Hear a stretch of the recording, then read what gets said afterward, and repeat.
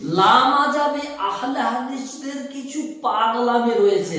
তারা এক এক সময়ে এক এক ধরনের পাগলামি করে। তার মধ্য থেকে তারা কোনো নতুন মুসল্লি পেলেই তাকে বলবে, হা ভাই তুমি ইমামের পিছনে সূরা ফাতিহা পাঠ করো তো? সে বলবে না, পাঠ করি না।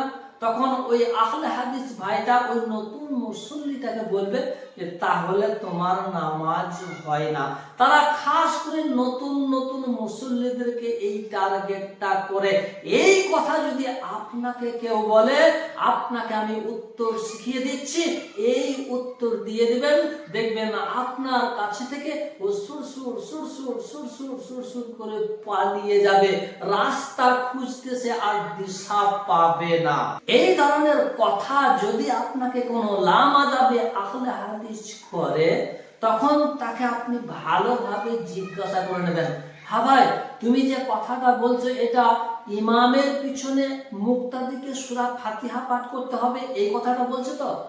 তখন সে যদি বলে হ্যাঁ আমি এই কথাটি বলছি, তখন তাকে বলবেন যে এই কথাটা তুমি কাগজের মধ্যে লিখে দাও, না হলে কিছুক্ষণ পরে তুমি কথাটাকে পাল্টে দেবে। সে যদি কাগজে লিখে দেয় তাহলে আপনি তার সঙ্গে লড়ুন, সে নিশ্চিত পরাজিত হয়ে যাবে আপনার কাছে।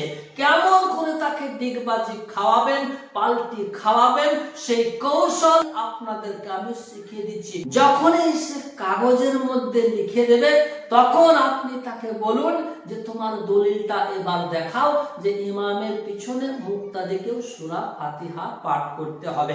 তখন আপনাকে একটা দলিল সে দেখাবে, একটা হাদিস সে দেখাবে।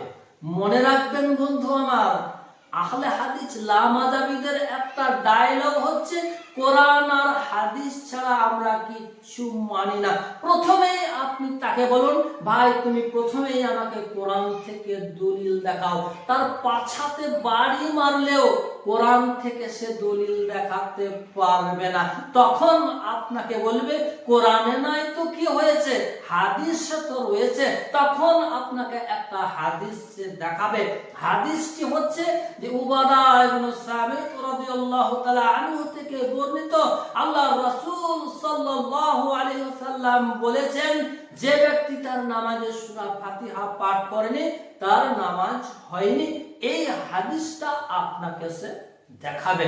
যখনই আপনাকে সে এই হাদিসটা দেখাবে, তখন আপনি তাকে বলুন, ভাই তোমার কথা রয়েছে, তুমি কাগজের মধ্যে লিখে রেখেছো যে ইমামের পিছনে মুক্তাদিকে সূরা ফাতিহা পাঠ করতে হবে, কিন্তু তুমি যে হাদিসটা আমাকে দেখিয়েছো ওই হাদিসের মধ্যে কোথাও লেখা নেই যে ইমামের পিছনে মুক্তাদিকে সূরা ফাতিহা পাঠ করতে হবে।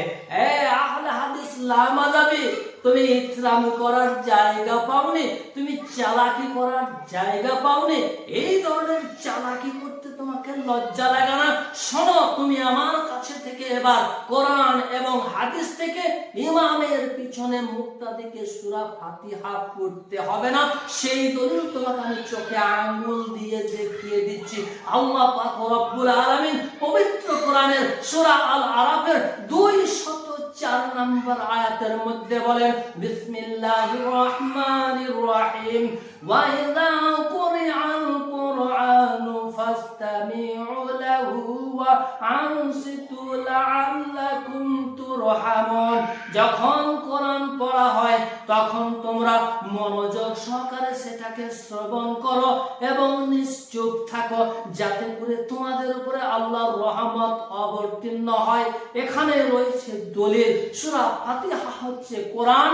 ইমাম যখন কোরআন পড়বে তখন আল্লাহর কথা হচ্ছে তোমরা নিশ্চুপ থাকো, মনোযোগ সহকারে শ্রবণ করো। নাম্বার 2, হাদিস হযরত জাবির রাদিয়াল্লাহু তাআলা আনহু কর্তৃক বর্ণিত যে নবী সাল্লাল্লাহু আলাইহি ওয়াসাল্লাম ইরশাদ করেছেন, যদি কেউ কোনো ইমামের পিছনে ইক্তেদা করে তাহলে সেই ইমামের কোরআন পড়া মানে মুক্তাদির কোরআন পড়া।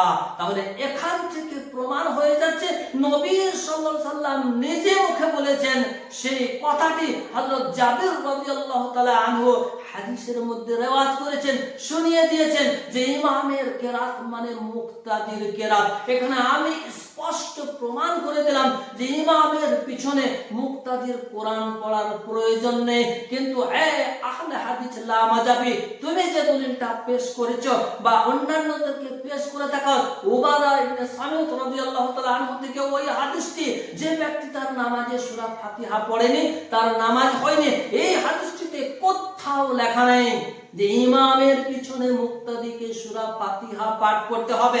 এটা হচ্ছে তোমার ব্যক্তিগত কথা, আর কারোর ব্যক্তিগত কথা ইসলামের দলিল হতে পারে না। তোমরা না বলো আমরা কোরআন এবং হাদিসের বাইরে কারোর মতামত গ্রহণ করি না, এটা তো তোমার ব্যক্তিগত মত। ব্যক্তিগত মত ইসলামের দলিল হতে পারে না। তুমি হাদিস নেবে সাহাবা থেকে, আর ওই হাদিসের ব্যাখ্যাটা দেবে তুমি কোন পণ্ডিত হে? এই ধরনের ইতরামি তুমি বন্ধ করে দাও, এই ধরনের চালাকি তুমি খবরদার করতে যাবে না।